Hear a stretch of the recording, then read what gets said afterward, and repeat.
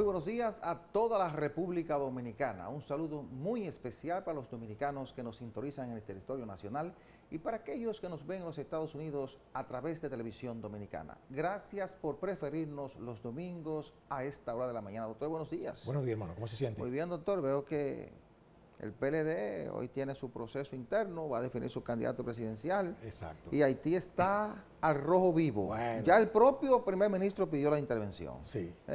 Bueno, un plato fuerte tenemos hoy. Claro que sí. Además, vamos a conversar con Wilson Gómez Ramírez, que es presidente del Instituto Bartiano. Perfecto. Así que no se muevan, nos vamos a la semana 360 y regresamos en unos segundos. ¿Qué tal, amigos? Bienvenidos a este resumen informativo Semana 360. Los precios de las grasas y los aceites comestibles disminuyeron un 5% esta semana, de acuerdo con Víctor Ito Bisonó, titular del Ministerio de Industria, Comercio y MIPYMES. El funcionario aseguró que otros productos de la canasta básica continuarán bajando este mes. Las proyecciones para el negocio del crucerismo en la República Dominicana son positivas en inversión, cantidad de visitantes, satisfacción del turista, número de puertos y mejora de las experiencias que se ofrecen a los visitantes.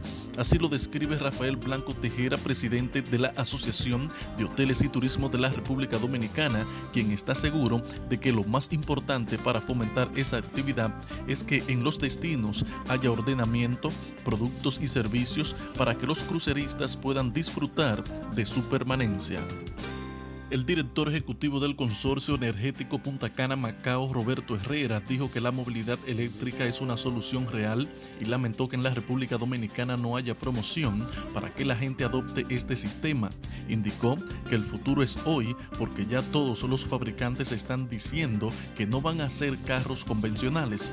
Resaltó que en vez de dar un subsidio de $2.000 billones al sector eléctrico, es mejor dirigirlo a dar pasos hacia la movilidad eléctrica. El Banco Central de la República Dominicana informó que en los primeros 9 meses del año las remesas recibidas lograron una cifra de $7.309.4 millones, superando con $2.016.5 millones a las recibidas en los primeros 9 meses del año 2019, periodo anterior al inicio de la pandemia del COVID-19. Recordó que antes en Estados Unidos no se tenían aún los esquemas de ayuda que fueron implementados luego de marzo del año 2020 y que finalizaron en septiembre del año 2021, razón por la cual al comparar los flujos recibidos a septiembre de 2022 con los del mismo periodo del año 2021, se observa una reducción de unos $551.9 millones. El nuevo presidente de la Asociación Nacional de Jóvenes Empresarios, Jaime Senior, se comprometió a seguir fomentando un clima de negocios que impulse el desarrollo económico y social nacional a través de la unión de voluntades que impacten de manera directa en la construcción de políticas públicas, la estabilidad social, el crecimiento económico y la mejoría de la calidad de vida de los dominicanos. La Dirección General de Impuestos Internos anunció que desde el 18 de octubre del presente año hasta el 31 de enero del año 2023 estará vigente el periodo de renovación del impuesto de circulación vehicular Marbete 2022-2023, por lo que mediante la campaña Móntate en la Ruta llamó a todos los propietarios de vehículos hábiles a realizar el proceso de adquisición a tiempo. Informó que los valores del marbete permanecen invariables con relación al periodo anterior, $1.500 para los vehículos fabricados hasta el año 2017 y $3.000 para los fabricados desde el año 2018 en adelante. En septiembre de este año 2022, el gobierno, a través de la Dirección General de Migración, deportó un total de 11.949 extranjeros ilegales. La cantidad supera el mes de agosto de este año, cuando se expulsaron 11.524 personas. El Senado de la República Dominicana aprobó el miércoles en primera lectura el proyecto de ley orgánica de ordenamiento territorial, uso del suelo y asentamientos humanos.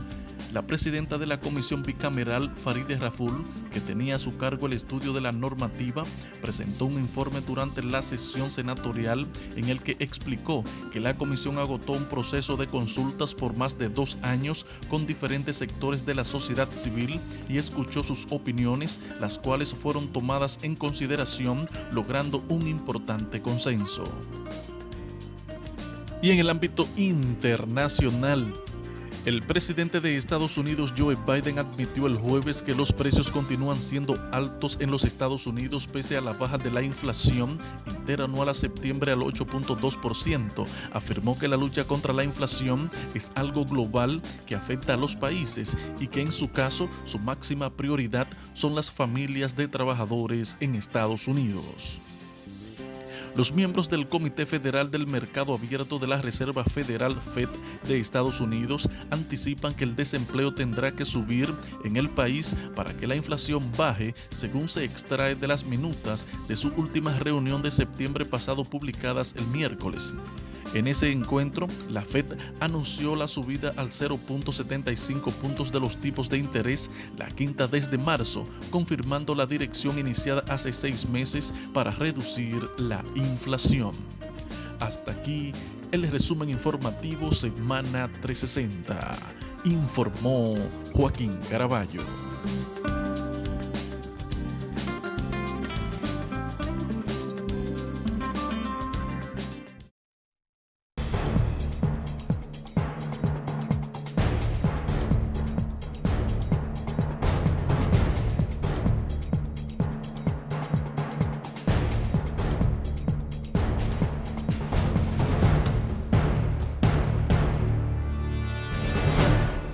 Bueno, el Partido de la Liberación Dominicana es un partido que salió del poder después de 16 años de gobierno y ha estado apostando a un proceso de reactivación interna para mantenerse vivo en la mente de los miembros y dirigentes de ese partido y para preservar su liderazgo en la oposición política. Bueno, los PLDistas de manera inteligente salieron del poder, iniciaron un proceso de reestructuración, desarrollaron su congreso que tenían previsto y lanzaron 6 precandidatos. Pues hoy van 5 de esos 6 precandidatos a la elección interna, donde van a seleccionar a una persona que ellos no le van a llamar candidato, pero sí la persona que los va a articular de cara a 2024, y no le llamarán candidato porque la ley no prevé este proceso en este año, sino en el 2023, precisamente para octubre. Entonces van a elegir a esa persona y en octubre lo van a ratificar como su candidato presidencial. Es una buena decisión porque hasta ahora ha mantenido ese partido muy activo pese a las circunstancias, doctor. Cierto. Mire, yo tengo una opinión muy particular sobre la oferta que hace ese partido. Yo siempre consideré que partidos que han tenido, por ejemplo, ese tipo de accidente político electoral, como el PLD, que salió, ¿verdad?, muy mal parado, eso no se puede negar. Tuvo derrotas consecutivas en muy poco tiempo. Yo creo que debió haber hecho otro tipo de oferta al electorado, es decir, carne fresca, como dice el pueblo llano.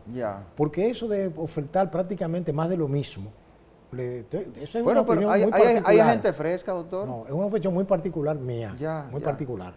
Porque, por ejemplo, ¿cómo le digo? No creo que eso tenga mucha incidencia en mover un electorado como el nuestro, que está radicalizado.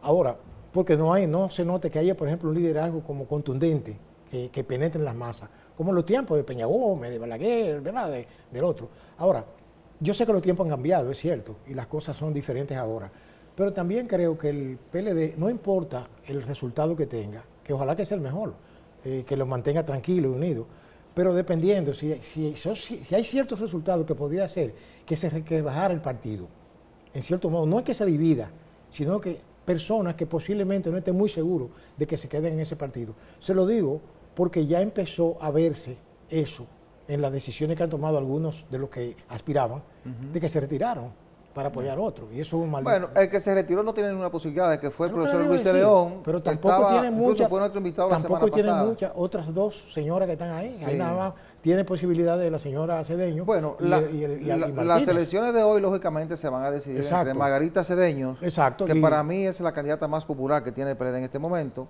entre Abel Martínez, que es un candidato que ha ido en ascenso, o sea, hay que reconocerlo, y Francisco Domínguez Brito, que para mí es el mejor candidato que tiene ese partido. Tiene un discurso que que sintoniza con los orígenes de ese partido y que puede perfectamente enfrentar al presidente Luis Abinader en el 24. Pero bueno, ellos van a elegir en función de lo que entiendan que es lo mejor para presentarlo en el 2024. Claro, pero recuerde que es una elección nacional la que viene en el 24. Y entonces eso puede traer una recomposición de fuerzas políticas aquí. La va a traer, sí. ¿Te comprende? La va a traer porque el PLD va a accionar independientemente, yo respeto su opinión, independientemente de que usted entiende que no es novedoso, de que no hay nadie nuevo, usted entiende que debió ser otro tipo de liderazgo, pero independientemente de eso, la persona que escoge el PLD como su representante va a articular a los que quedan en ese partido.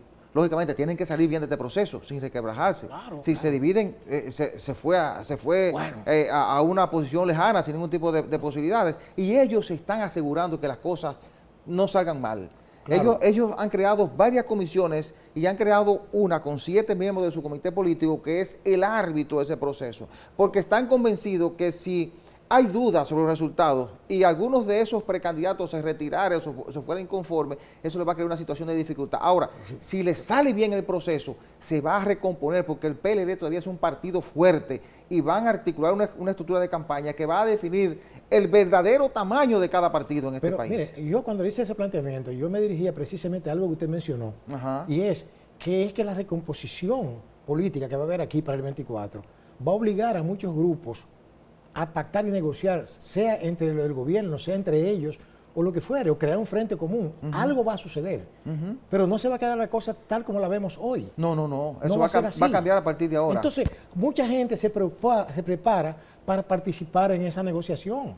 ¿Usted comprende? Para mí, doctor, arriesgando la faja hoy en este programa, para mí, la candidata del PLD va a ser Margarita Cedeño. Bueno, es la más popular, es la figura más conocida ahora dentro y fuera del partido, y para mí es la que lo puede poner en la ruta de hacer un buen papel en el proceso electoral del 24. Sin ser juez, hay mucha vulnerabilidad en todos esos candidatos, pero que salgan lo mejor posible las cosas, ¿verdad? Sí. Para la tranquilidad y paz de este país. Bueno, entonces, doctor, Haití es otro de los temas que ha dominado la semana y es uno de los temas que más preocupa a República Dominicana.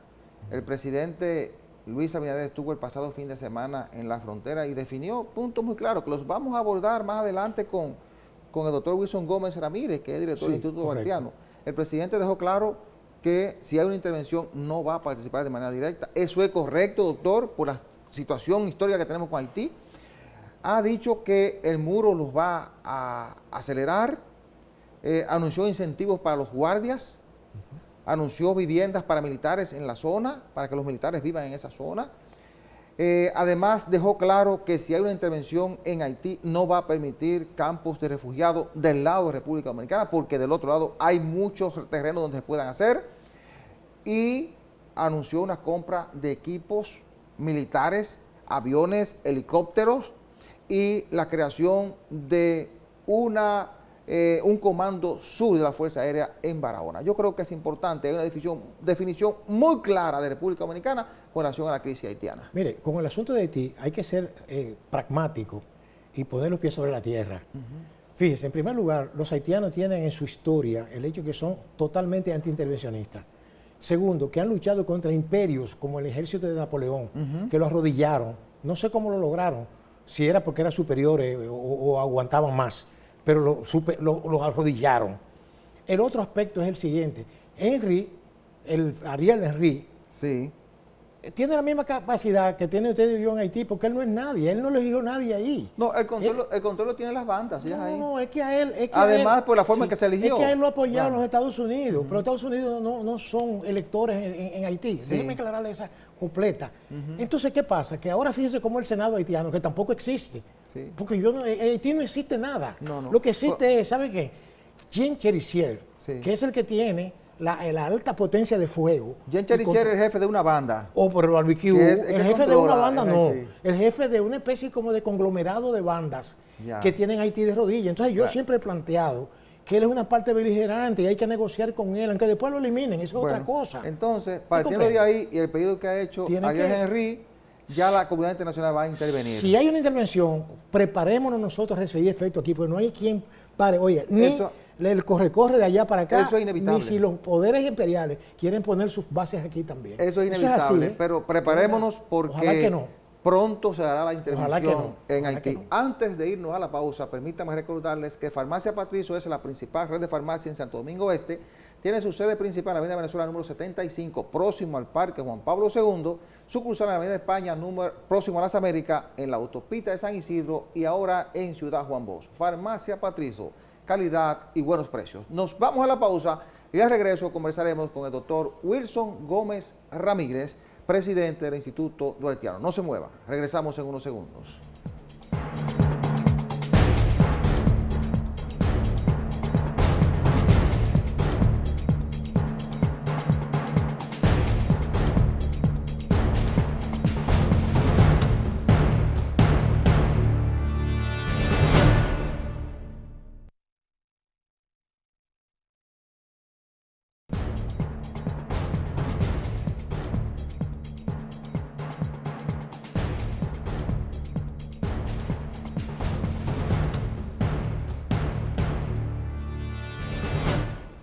Nos acompaña el doctor Wilson Gómez Ramírez, presidente del Instituto Duartiano y ex juez del Tribunal Constitucional. Doctor, buenos días, bienvenido a Espejo 360.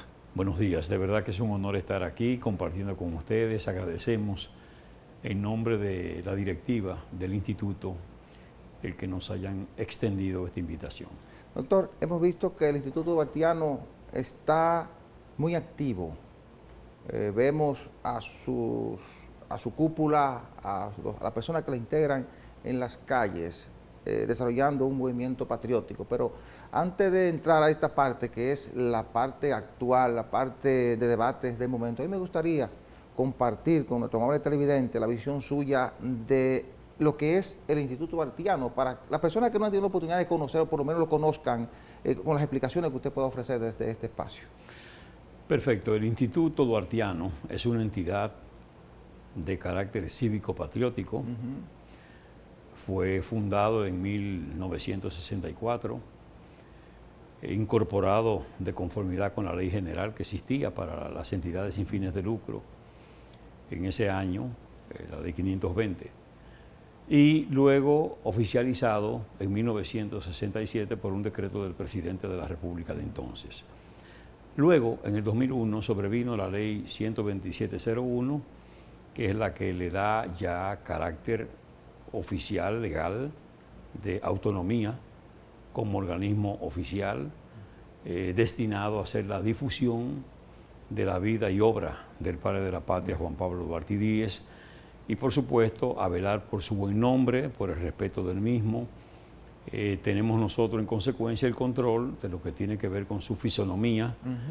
Cualquier escultor, cualquier retratista, cualquier artista que quiera trabajar a Duarte en lo que es su fisonomía, pues tiene que necesariamente contar con la autorización del Instituto Duartiano, que vela porque los rasgos fisonómicos del padre de la patria se preserven y en todo caso hace un análisis, ¿verdad?, respetando la libertad creadora del artista, pero procurando que no se aleje el artista de esos detalles importantes de la figura de Duarte, lo mismo que tiene que ver con los nombres que se utilizan y que llevan el apellido de Duarte y sus derivados, que esas entidades tienen que contar con la aprobación del instituto para poder hacer uso de esa denominación y hacer vida en nuestro país. ¿Siente usted, doctor, que a través del tiempo, con este trabajo que ha hecho el Instituto Duartiano y lógicamente el trabajo que se hace desde las escuelas, de los diferentes institutos de formación, la gente tiene cada vez más conciencia de los ideales de Duarte, el sacrificio que hizo Duarte y lógicamente los demás trinitarios para forjar la nacionalidad dominicana? Yo pienso que hemos logrado en buena medida el propósito de que la gente aprenda y conozca más a Duarte. Y ciertamente eso que se establece por ahí de que se ama lo que se conoce, eso es indudable. En la medida en que la gente descubre a Duarte, conoce a Duarte, su ideario, su vida, su verdadera vida, la gente entonces aprecia esa figura y él ha ido gradualmente posesionándose entre la gente y la comunidad internacional, inclusive dominicana que esté en el extranjero. Es decir, esa llamada diáspora que recibe a Duarte, que todos los días colocamos un busto en una embajada, en un consulado, en una plaza pública del exterior, se ha ido consiguiendo de alguna forma internacionalizar la figura de Duarte. Y aquí lo mismo, aquí tenemos los llamados centros duartianos, que son organismos de base, que proyectan a Duarte, que en los parques, que en plazas determinadas, ahí está la figura permanentemente, ¿verdad? Y eso se ha logrado. Ahora, hay una cosa que no hemos logrado y que es lamentable. Nosotros hemos logrado que el Ministerio de Educación coloque a Duarte en su verdadera trayectoria, incorporando la materia moral y cívica o educación ciudadana realmente. Creo que hace 2 años llevaron un acuerdo ustedes, ¿verdad? Sí, hicimos un acuerdo, pero el acuerdo no fue suficiente. El ministerio siguió tratando el tema patriótico, el tema duartiano, el tema de la enseñanza de los contenidos de la Constitución de la República, que la propia Constitución, en el artículo 63, numeral 13, establece la obligatoriedad de la enseñanza de la Constitución en las escuelas y establecimientos de educación privados, los valores patrios, los símbolos de la patria, ¿verdad? Y todo esto que conforma en el ciudadano lo que es el compromiso con su país y que auspicia realmente cambios reales. Eso no se ha logrado porque en las escuelas se está tratando de manera, como ellos dicen, transversal. No se está haciendo lo que hacía la escuela que nos tocó a nosotros, que era una enseñanza formal, estricta, con mecanismos de control del aprovechamiento de lo que se enseñaba en ese proceso de enseñanza-aprendizaje. Se hacían exámenes, se le daba el tratamiento que se le otorga hoy a las matemáticas, a la lengua española, etc. ¿Y qué riesgo corremos como sociedad si no le enseñamos a los niños de ahora, en nuestros tiempos, quiénes fueron nuestros padres fundadores? No le enseñamos moral y cívica realmente, como ustedes han propuesto, a educación.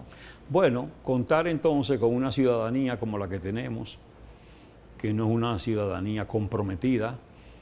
Nosotros tenemos jóvenes en el país y fuera del país que han formado grupos con el nombre propio de la más formidable organización o entidad que se ha conformado en la República Dominicana, que fue la Trinitaria, que fue donde se fraguó la República, y hay entidades con el nombre de trinitarios en capitales como Madrid, por ejemplo, haciendo daño, desmanes. Eso es pues de conocimiento. Muchachos, bueno, por lo mismo, por la ausencia de formación. Porque entonces, eso está replicado en Nueva York y aquí mismo hay un grupo trinitario, es decir, fíjese a dónde llega. Nosotros no podemos aspirar a ningún cambio importante en la Policía Nacional, en la conformación de militares, en profesionales, ciudadanos comunes, si no se cuenta con una formación fundamental e integral que garantice una ciudadanía responsable. El ejercicio de una ciudadanía responsable conduce a que no haya esa anarquía que hay en el tránsito, esa violencia que está generalizada, esa conducta de arrojar basura a la calle a cualquier momento y a cualquier hora sin importar consecuencias. Todo eso es fruto de la ausencia de valores y de compromiso del ciudadano con su país, con su medio. Doctor, una pregunta sobre el aspecto migratorio que estamos viviendo ahora, precisamente del vecino. El país está sometido, como todos sabemos, a una presión migratoria, no solamente interna, sino también de potencias de alrededor, con una frontera increíble, solamente existe en los documentos, es una frontera política, más bien, que es violada permanentemente por las personas de aquel lado. La pregunta que yo le hago es que, ¿qué usted cree que puede hacer el país? Porque las voluntades están ahí, lo que pasa es que no se ponen de acuerdo. Se le ha dado, cada cual está por su lado, sin darse cuenta de que en un momento dado tenemos tanta migración ilegal aquí, que la ley 168.13, de la cual usted como juez participó. La sentencia. Sí, y entonces planteaba de que un hecho ilegal no puede dar origen a una cuestión legal. Exactamente. Y yo vi eso como abogado también, lo vi correcto. Claro. Entonces, lo que pasa es que, lo que me pregunto, y qué usted opina de esto, que los gobiernos que hemos tenido no han hecho nada para, por lo menos, controlar esa situación. ¿Qué usted le recomendaría a nuestras autoridades actuales, por ejemplo, no solamente sea que deportar, porque está bien que la deportación es parte de eso, pero ¿qué medidas pueden tomarse inmediatas para que las cosas empiecen a bajar de la temperatura, como se dice? Porque hay una presión grande. Muy grande, sí. Sin duda, mire, nos hemos descuidado, sin lugar a dudas. Aquí pudimos haber evitado que la situación llegara a donde ha llegado.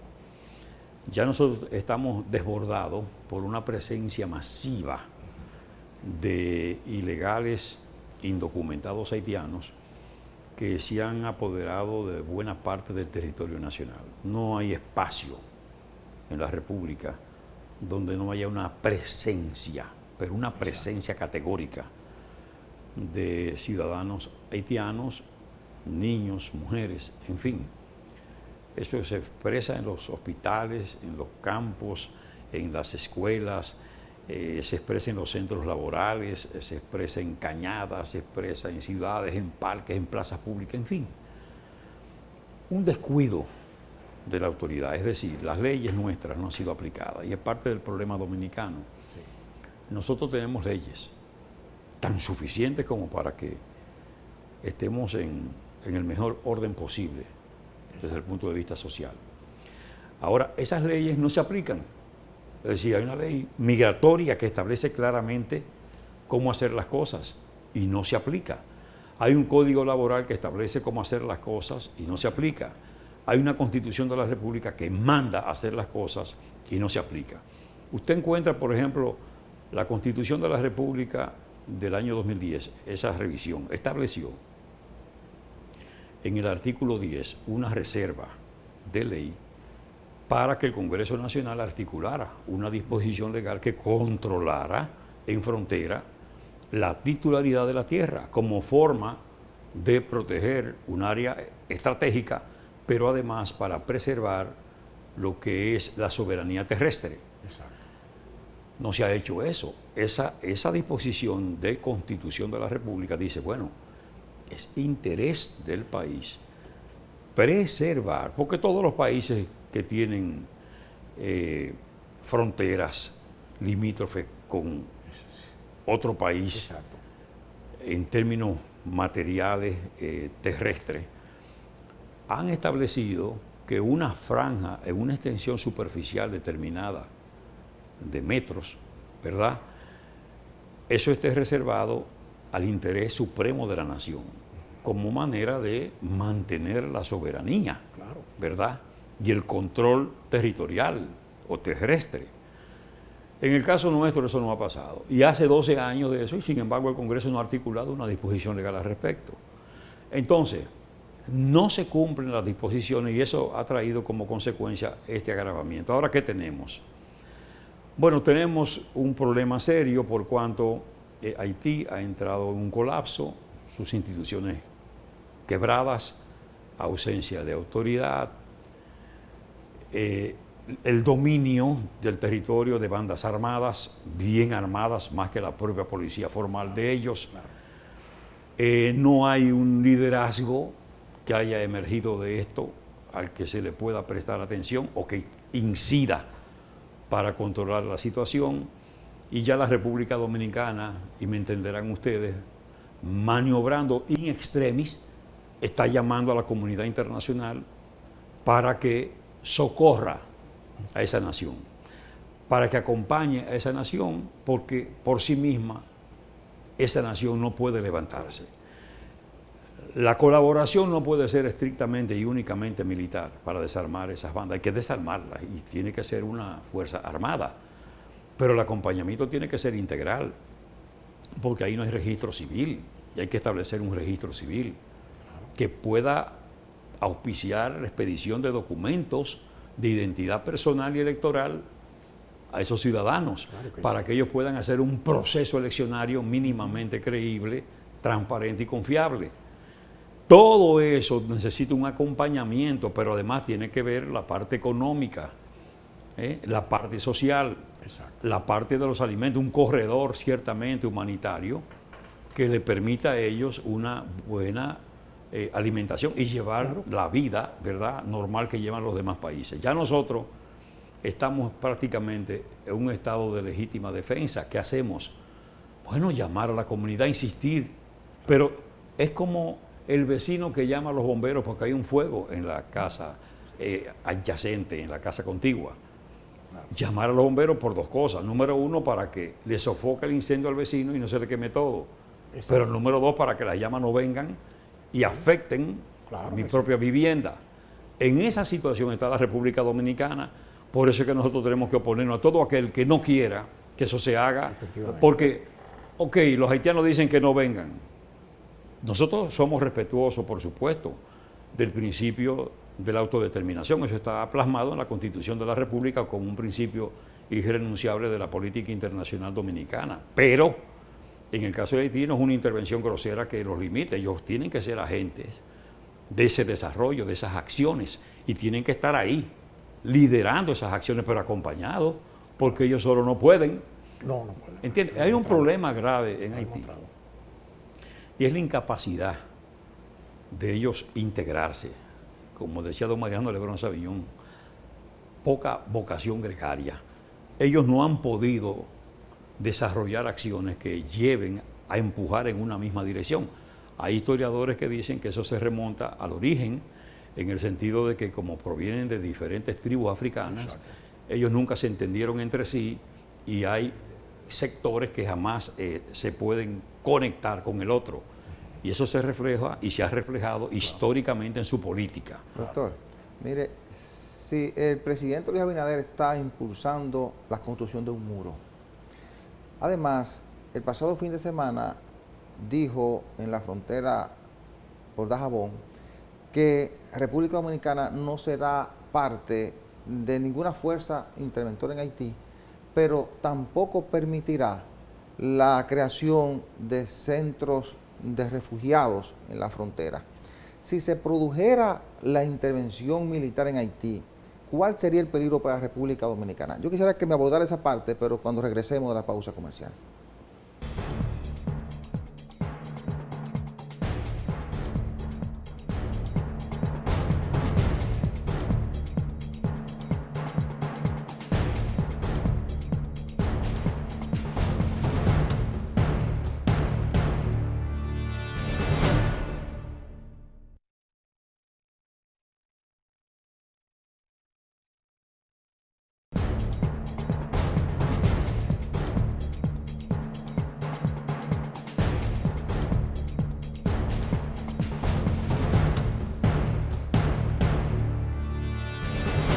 Gracias por continuar con nosotros. Permítanme recordarles que Farmacia Patrizo es la principal red de farmacias en Santo Domingo Este. Tiene su sede principal en la Avenida Venezuela número 75, sucursales en la Avenida España, próximo a las Américas, en la autopista de San Isidro, frente al periódico Diario Libre, en la Avenida Ecológica y ahora en la ciudad de Juan Bosch. Farmacia Patrizo, calidad y buenos precios. 809-592-1100. Doctor, antes de irnos a la pausa, dejamos la pregunta de la construcción del muro, la posición firme del presidente Luis Abinader de no participar si se produce una intervención militar en Haití, pero además de no permitir campos de refugiados en Haití. Si se produjera la intervención, ¿cuál sería el peligro? ¿Cuál sería la situación que pudiera enfrentar República Dominicana? Bueno, fíjese, nosotros hemos saludado esa posición del presidente. Lo primero que él asumió, sí, lo que había levantado durante mucho tiempo el sector de los grupos patrióticos, sí, de la nación, de que la comunidad internacional tenía que hacer su papel y cumplir con su misión, porque la ONU y la OEA, su propia naturaleza, determinan que deban asistir a los países que caen en una situación de infortunio, caso de Haití. Sí. El presidente ha sabido llevar eso a los foros internacionales y yo creo que lo ha llevado de manera exitosa. El muro también un acierto, por cuanto facilita la labor de control fronterizo, y es un muro no solo material físico, sino también un muro tecnológico que permitiría que las Fuerzas Armadas hagan su trabajo, sí, en esa zona. Me alegró mucho inclusive que él dijera que no va a ser simplemente con malla ciclónica, sino que va a incluir unos tubos de acero, sí, que cambiaron, eso asegura también, sí, más. Lo único que nosotros decimos que ha debido llevarse eso a mayor ritmo, conforme a las circunstancias, a mayor ritmo. Eso lo hemos estado exigiendo. Bueno, decía que lo están bloqueando. Perfecto. Es decir, que es un senador que lo está bloqueando. Bueno, pero un senador no puede con el Estado, ¿verdad? Sí, claro, así es. Con el Ejecutivo, que tiene la capacidad para impulsar la política internacional, y esa es parte de la política internacional, la seguridad. Sí. Entonces, el presidente anunció también medidas que hay que saludar, el caso de los militares, de equipos, aeronaves, medios de transporte terrestre, en consonancia con la situación que se puede generar, el incentivo que no es suficiente, pero por lo menos una manifestación de buena voluntad. Y un comando de la Fuerza Aérea en Barahona. Exacto, que eso está bien. Y nosotros hemos dicho que realmente esas brigadas que tenemos en el territorio nacional tienen que ser aproximadas a espacios fronterizos y semifronterizos, porque de verdad que la situación es seria. Entonces, también es útil señalar que es para saludarse el propósito de colocar en situación de dignidad a los soldados, a los defensores de la patria, a esos miembros del glorioso ejército de la República Dominicana que ha jugado roles tan trascendentes en momentos en que ha debido defenderse la soberanía dominicana. Entonces, ciertamente ese proyecto de San Isidro, de viviendas, eso hay que replicarlo para allá, de viviendas que son de la institución. Sí, anunció 400 viviendas. Pero esas viviendas tienen que dar en manos de la institución para los soldados que van a frontera. Claro. Como San Isidro, que ahí haya hospital, que ahí haya supermercado, instalaciones deportivas, facilidades a los fines de que el soldado se sienta dignificado y además que sepa que si no asume la conducta que tiene que asumir, porque esa es otra parte, hay que acabar con el peaje con la corrupción que se da en frontera. Eso hay que resolverlo, porque ese asunto no se ha enfrentado todavía. Eso se denuncia, pero nadie hace nada. No hay una supervigilancia, no hay gente sometida, no hay gente sancionada. No hay consecuencia. No hay consecuencia. Sí. Entonces, cuando eso no se evidencia, entonces sencillamente lo que hay es un estímulo para que la cosa siga. Una cosa tiene que acompañar a la otra, y eso hay que asumirlo con todas sus consecuencias. Porque si se le hace un proyecto así a los soldados y a los oficiales, entonces ya ellos saben que si fallan, pierden todo, porque su familia no tendría esa protección social, esa seguridad, esos incentivos y esa vida digna, porque sería una vida elevada. El soldado que está hoy en frontera, lo que esté pasando trabajo, Doctor, usted citaba algo ahorita en el desarrollo de su intervención, y es lo que establece, lo que se ha planteado de crear una base jurídica que permita la venta de las tierras en la frontera. Decía el alcalde de Dajabón que los haitianos ricos están comprando las casas en Dajabón. Sí. Hay casas que su valor real es $1 millón y están dando hasta 6 millones de pesos. ¿Qué peligro corre el país con ese tipo de situaciones? Pero sin duda se compromete la seguridad nacional, se afecta una zona estratégica, pero además de eso, la soberanía terrestre. Fíjese que eso está pasando y ya nosotros lo habíamos denunciado, porque en Elías Piña nos habían denunciado que efectivamente estaba ocurriendo que los precios de mercado eran burlados y que se estaba comprando tierra a mayor precio que el precio de mercado. Sí. Que eso llamaba la atención. ¿Qué se quería? Hacer un tránsito, ¿verdad?, discreto de Haití a República Dominicana por territorio supuestamente privado. Sí. ¿Qué se quería? ¿Qué se buscaba? Eso debió llamar la atención a las autoridades, porque la verdad es que hemos estado de espalda a una realidad tan cruda que ahora resulta que es cuando estamos viendo la gravedad de las cosas. Hemos perdido mucho tiempo. Ahora, como el presidente de la República tiene la facultad de declarar de utilidad pública, ¿verdad?, cualquier propiedad inmobiliaria que interese, y sobre todo en este caso que interesa a lo nacional, al supremo interés de la República, y de la nación, bueno, pues puede perfectamente readquirir todo eso. Solucionarlo de esa manera. Solucionarlo, pero ahora hay que tener cuidado porque yo le voy a decir una cosa.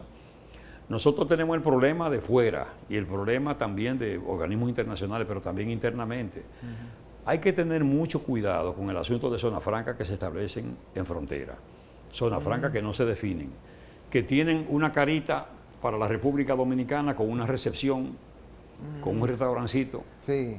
Y el lado de las empresas, de verdad, de las maquinarias y de los equipos, está del lado haitiano. ¿Eso es un peligro? Oh, pero claro que sí, porque eso afecta la divisoria, eso rompe con lo que son los límites de la República. ¿Entiende? Sí. Entonces se pueden estar beneficiando, y eso hay que verlo, o pretender beneficiarse de la exención que establece la ley para quien se coloca en la zona de frontera, porque hay una protección especial para esas empresas y esas inversiones, y al mismo tiempo pueden estarse beneficiando de la mano de obra barata de Haití. Doctor, finalmente, se está construyendo el muro. Usted ha dicho que han planteado educación, establecer la formación de la Constitución, de los ideales de Duarte, la moral y cívica, y eso no se está cumpliendo. Sin éxito, no hemos logrado eso. El muro que debemos construir no es ese, que una sociedad bien formada. También. Ese no es el muro que debemos formar. Los dos. Hágale un llamado al ministro de Educación en esta dirección. Bueno, ciertamente, tal como usted expresa en su pregunta y en sus preocupaciones, nosotros tenemos que prepararnos porque la eventual presencia de la comunidad internacional en Haití, eso va a traer un movimiento en términos de la gente y de las masas. Claro. Ahí hay que prepararse para colocarnos en condiciones de repatriar a todo el que lo intente. Ese es un esfuerzo que tiene que hacerse. En lo que respecta al llamado, ciertamente el Ministerio de Educación, la autoridad nacional, en sentido general, el propio presidente de la República que traza la política nacional desde lo que es la cúspide del gobierno. Bueno, pues hay que entender lo siguiente. Es necesario que la República Dominicana ciertamente encuentre un valladar en la formación ciudadana. Es necesario que esa educación fundamental e integral, que le llamamos moral y cívica, que hoy se le llama educación ciudadana, sea tratada con la debida seriedad. El país no va a producir ningún cambio de trascendencia si no se cuenta con un material humano de primerísima calidad. La calidad humana la determina la formación, y la formación es la que nos da seguridad. La seguridad propicia la paz social. Precisamente la Constitución de la República, cuando habla en su artículo 63, numeral 13, de esa formación, de la enseñanza de la educación constitucional, de la Constitución de la República y todos esos valores, es precisamente para asegurar y para garantizar la paz social en nuestro país. El Instituto Duartiano ha marchado en la capital, marchó en Santiago hace unos días y se prepara para marchar en Asua el día 5 de noviembre. Así ¿Por es. qué estas marchas y a qué atribuye usted que cada vez va más gente a esas marchas? Bueno, esas marchas, yo le voy a decir la verdad, las ha determinado el pueblo, es decir, es un sentimiento popular. No es que el Instituto Duartiano desarrolla de repente una capacidad de convocatoria, no, es que en la población existe sinceramente la preocupación. Y la gente está demandando eso que el presidente acogió. Eso el pueblo lo retiene y lo siente y procura en verdad que la nación haitiana se impulse por caminos del crecimiento, del desarrollo y del progreso, como garantía de que la República Dominicana preserve su seguridad. Esa marcha de Asua, que será, como usted ha dicho, el día 5 de noviembre, a las 10 de la mañana, partirá desde la Plaza Enriquillo hasta el Parque Duarte, es una marcha que la convoca el propio pueblo y que el pueblo es que le pone su sello. Orden, disciplina, y únicamente mostraremos el lienzo nacional, la bandera nacional, que es lo que nos une y nos cubre a todos. Es una marcha de unidad nacional. Doctor, muchísimas gracias por haber aceptado la invitación de venir a compartir con nuestros amables televidentes las acciones que encamina el Instituto Bartiano, pero además su visión sobre la situación de la República Dominicana. Un honor para nosotros. Hemos conversado con el doctor Wilson Gómez Ramírez, presidente del Instituto Bartiano y ex juez del Tribunal Constitucional. Ustedes, muchísimas gracias por la atención prestada. La cordial invitación para el próximo domingo a la misma hora y por este canal. Buena suerte, buenos días.